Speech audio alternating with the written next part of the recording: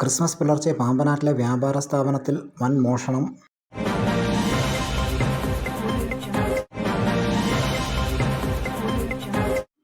Christmas ദിനത്തിൽ പുലർച്ചെയാണ് സംഭവം. പാമ്പനാട്ടിൽ പ്രവർത്തിക്കുന്ന പ്രമുഖ ഹോൾസെയിൽ വ്യാപാര സ്ഥാപനമായ മാതാ സ്റ്റോഴ്സിലാണ് സംഭവമുണ്ടായത്. കടയ്ക്കുള്ളിൽ പ്രവേശിച്ച മോഷ്ടാവ് കടയിലെ സ്ഥാപനത്തിലിരുന്ന CCTV ദൃശ്യങ്ങൾ മറയ്ക്കുകയും കടയിൽ നിന്നും 1.5 ലക്ഷം രൂപയും മറ്റ് സാധനങ്ങളും അപഹരിക്കുകയും ചെയ്തു.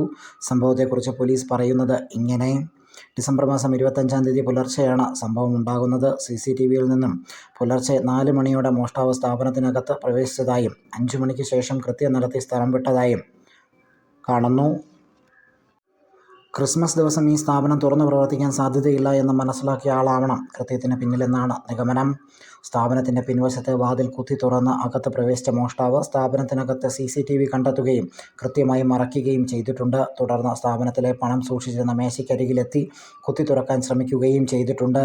മേശ തുറന്നതിന് ശേഷം മോഷ്ടാവ് തെളിവ് നശിപ്പിക്കാൻ എന്നോണം ഇവിടെ തീയിടുകയും ചെയ്തു.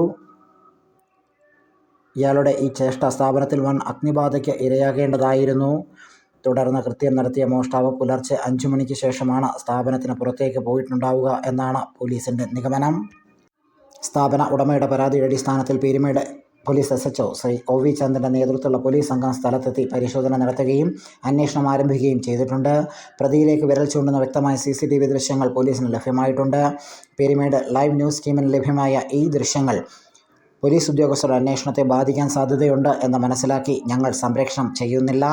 ഈ കൃത്യത്തിന് പിന്നിൽ പ്രവർത്തിച്ചവൻ എത്രയും പെട്ടെന്ന് നിയമത്തിൻ്റെ മുന്നിൽ എത്തിക്കാൻ അന്വേഷണ ഉദ്യോഗസ്ഥർക്ക് കഴിയട്ടെ. News bureau, Peermade live.